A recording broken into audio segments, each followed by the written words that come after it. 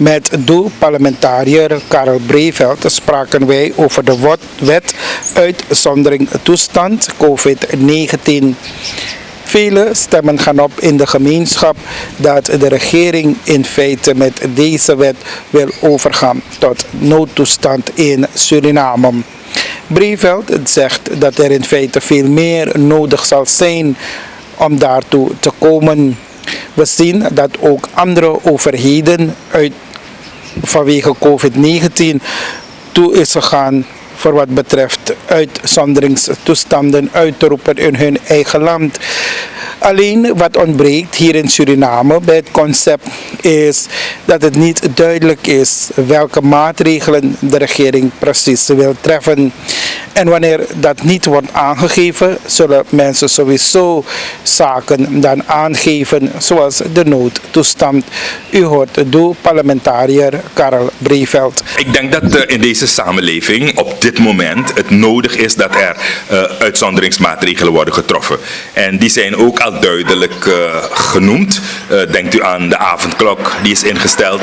Denkt u aan het feit dat je zegt social distancing. Denkt u aan het feit van probeer je handen te wassen. Dat soort van zaken. Het zijn allemaal uitzonderlijke dingen die we in onze samenleving niet echt zo bewust hebben beleefd. Of waarmee we echt niet bewust mee bezig zijn geweest. We houden van brassas geven. We houden van bossies geven. We houden van handen geven. We schudden zo lang de hand. Al die soort van dingen betekenen nu dat je ze achterwege moet laten. Dus eigenlijk leven we al in een uitzonderingssituatie. Maar belangrijk is dat deze wet vooral de regering mogelijkheden moet geven om nog meer maatregelen te treffen als dat nodig is. En ik denk dat alle landen dat al gedaan hebben tot nu toe, Suriname ook.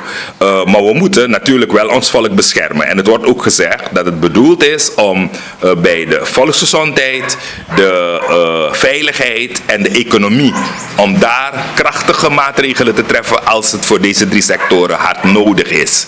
Ik kan me er iets bij voorstellen, omdat bij de volksgezondheid ga je inderdaad heel strak moeten optreden, zoals nu de mensen in Paramaribo Zuid optreden tegen jongens die staan, terwijl ze daar niet mogen staan. Ze behoren thuis te zijn.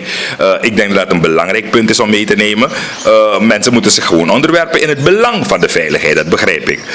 Maar nu, wij willen natuurlijk precies weten, wat zijn dan precies die uitzonderingsmaatregelen die getroffen zullen worden? Laat dat duidelijk zijn, want er wordt gezegd in het kader van COVID-19.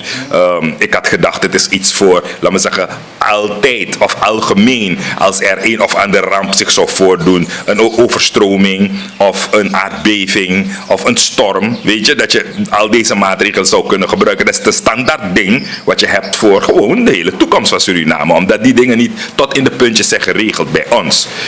Maar nu gaat het heel specifiek, zoals het staat in die wet, om COVID-19.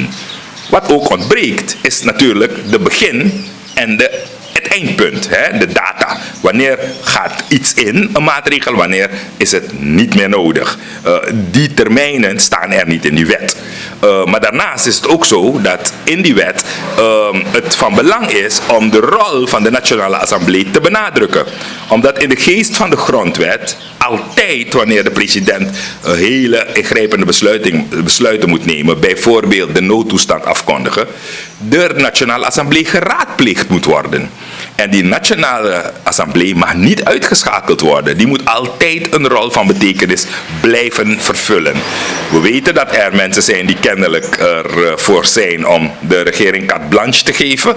Weet je, maar wij gaan daar niet van uit, omdat we in een democratisch staatsbestel wonen. En we vinden wel belangrijk dat er raadpleging plaatsvindt wanneer zulke ingrijpende zaken plaatsvinden. Nu is er niet sprake van een noodtoestand. En in die wet wordt dat ook niet zo genoemd. Er is een koppeling in de pers gemaakt tussen, anticiperend op de noodtoestand heeft men dus dit gedaan. Dat kan ik uit die wet niet lezen, niet halen. Maar ik kan me wel die gevoelens voorstellen, Omdat deze regering niet altijd te vertrouwen is. Soms zegt men A en men doet B. Soms zegt men C en men doet D. Soms zegt men A en men doet Z. Dus ik kan me wel voorstellen dat er dan een stukje verontrusting is bij sommige mensen. Van ja, ze komen nu hiermee, maar uiteindelijk is dat de bedoeling. Oké, het zijn natuurlijk insinuaties, het zijn speculaties van mensen. Ik kan het niet hard maken dat het zo is. Maar we hebben een aantal dingen gehad in het verleden waarin wij gezien hebben van deze mannen gaan alle kanten uit, waar je juist niet moet wezen. En dan schrik je ervan, omdat je dat niet verwacht had. We zien bijvoorbeeld, een goed voorbeeld is die valutawet, om het eventjes populair te noemen. Die is aangenomen en daar staat er een zinnetje. U weet, wij hebben niet aan meegewerkt omdat wij het niet nodig achten op dat moment. Alhoewel we wel voorstanders zijn van een vaste koers, één koers en zo. Maar de hele procedure was voor ons absoluut fout. En het is ook in de praktijk gebleken, want er zijn 2 marathonzittingen gehouden met de Surinaamse Bankiersvereniging, met C47, met allerlei organisaties. Wat je vooraf had moeten doen. Dus je had je deze moeite gewoon bespaard als je vooraf dat had gedaan. Nu moet je zoveel uitleggen en zodra je bij een wet een heleboel moet uitleggen, is er iets fout aan die wet. Een wet moet zo duidelijk zijn dat mensen het gelijk begrijpen, dat dit bedoeld wordt. Maar zodra die wet een bepaalde richting uitgaat waarbij je niet helemaal begrijpt waarover gaat en je moet weer gaan vragen aan de mensen die het hebben samengesteld, de initiatiefnemers, dan is er iets scheef aan die wet. Dus ik wilde aangeven hiermee dat die valutawet is aangenomen. En dan staat er daar terloops van de minister van Handel, Industrie en Toerisme, die kan eventueel maatregelen treffen, wanneer dat nodig is. En het lijkt een onschuldig zinnetje. Totdat je plotseling ziet, er komt een lijst met een negatieve lijst van producten die niet mogen worden geïmporteerd, et cetera, et cetera. En dat ook weer zonder overleg, zonder gesprek, zonder deliberaties erover. Weet je, het is gewoon een broeia en een snel jumpen, snel, een soort noodmaatregel invoeren. En dat is geen beleid, hè. Beleid moet voorspelbaar zijn. Overal ter wereld. Wanneer je wetten maakt, het moet voorspelbaar beleid zijn. Iedereen moet weten waar ze aan toe zijn. Iedereen moet weten, dit zegt de wet en dit mogen we verwachten. Zo zal geanticipeerd worden op zo. Maar als je niet weet hoe geanticipeerd zal worden op dingen en zaken alleen plotseling uit een soort toverdoosje naar boven komen, dan staan wij versteld en dan zeggen wij, ja gunst. Dan inderdaad zijn de mensen niet optimaal betrouwbaar, want dan is die duidelijk geworden van wat er aan de hand is. Maar tegelijkertijd moet ik zeggen, we hebben 26 parlementariërs van de NDP in het parlement. En ik vind het zo jammer, want het zijn allemaal goed geschoolde mensen. Allemaal. Stuk voor stuk. Allemaal HBO en universitair en mooie dingen. En ik ben dankbaar daarvoor dat mensen zo goed geschoold zijn. Tegelijkertijd, hoe gebruik je die intelligentie? Hoe gebruik je dat? Kan de mensen bijvoorbeeld niet inzien? Bijvoorbeeld nadat ik onder andere gezegd heb, mensen, laten we dat ding verdagen, die wet doen. En laten we dan rustig dat ding bestuderen. En laten wij de actoren betrekken. Hadden mensen niet kunnen inzien van, dat is een punt wat Breiveld maakt. Nee, mensen moeten, want ze zijn rubberen stempels. Weet je, ze moeten doorgaan.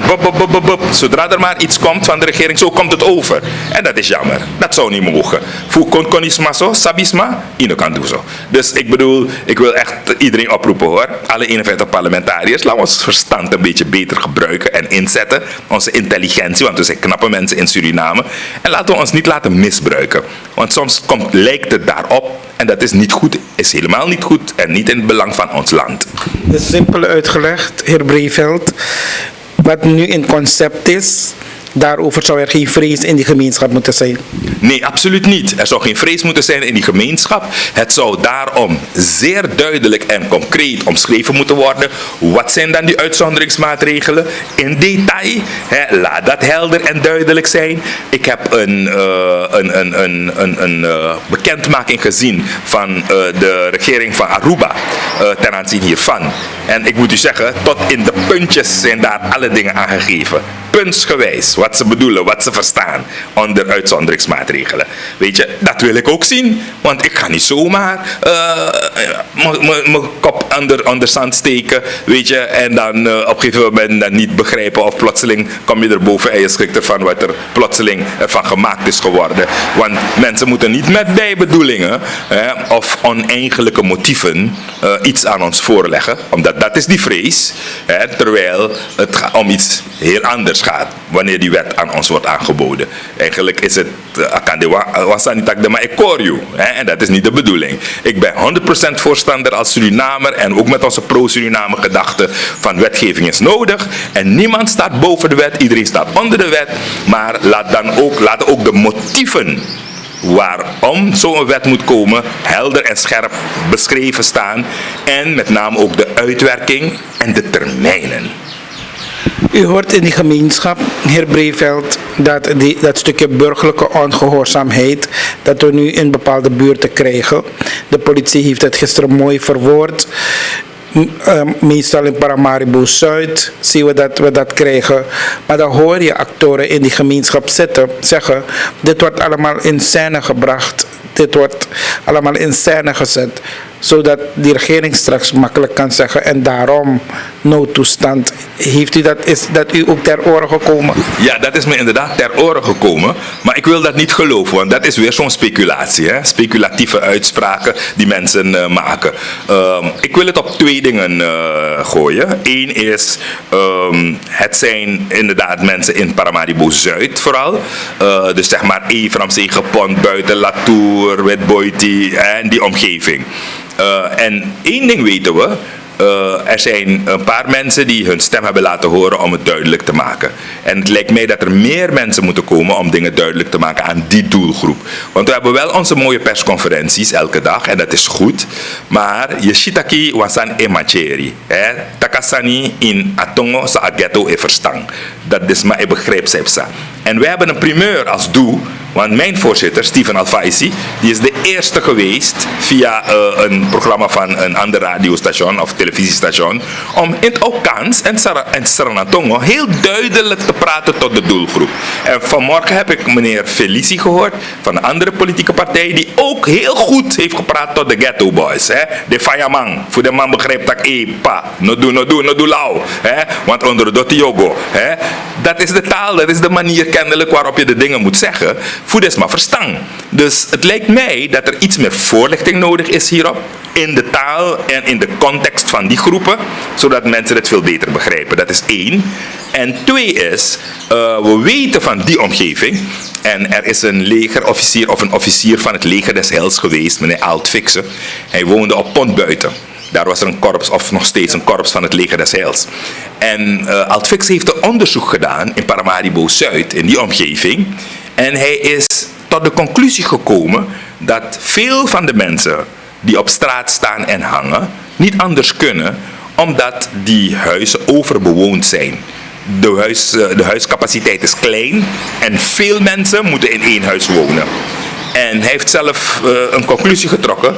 En ik weet niet of hij dat heeft onderzocht goed. Maar hij zei, er zijn zelfs mensen die in shift slapen. Ja, omdat die huizen vol zijn. Wanneer anderen naar het werk gaan, dan komen anderen liggen. En komen anderen slapen. Dat is ook de reden waarom je constant, ook al kom je 's avonds of 's nachts, zie je mensen in Latour, weg en omgeving hangen. Staan. Weet je, dus het is een sociaal probleem ook. Van een overbewoning. En met gevolg, en dat is weer een beleidszaak van de regering, dat je daar serieus naar kijkt. Want het is niet goed dat zoveel mensen wonen in één huis. Ja, dat kan iedereen roepen, Intana Osso. Maar als je met 20 mensen Intana Osso, nou dit wordt dit drapen. Want daarom is het die afwisseling kennelijk wat een rol speelt. Dus ik wil zeggen, niet alleen burgerlijke ongehoorzaamheid kan spelen, dat kan. Maar anderzijds kan het ook zijn over bewoning, waardoor mensen blijven hangen een beetje met elkaar, etc. Maar nochtans, ook voor hun geld, hoe dan ook.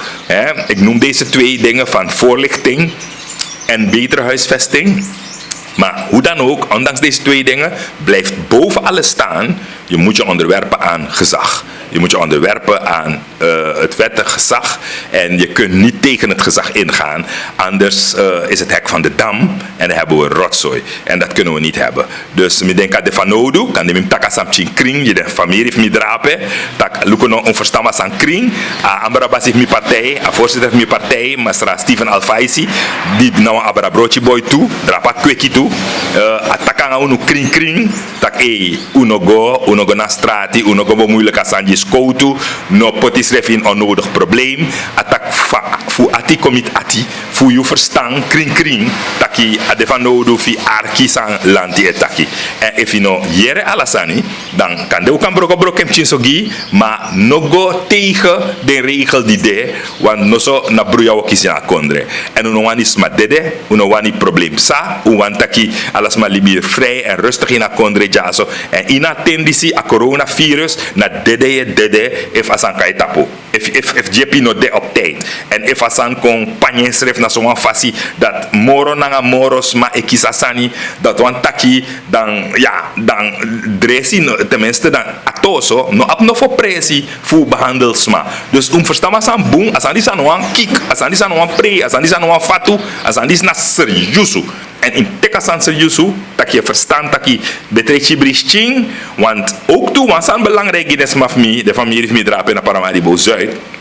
Misabi tak tuans ma dede da omen de dose hori da omen smai kon da we nyawe dringi ala sot sane tapane fas ma di dede desandat no kan fen presi moro dus if dede no de lanti taki na tinsma no mag de drape en ineka hoor biji koma kandra moro lek tinsma dus na in eenzaamheidje dede gwe. En dus daarom, je moest voorkomen, in lukubung fino fado in asandisi, en archi sanes mai taki, san lanti etaki, en du sade du, fu siki nanga dede no konai pasi.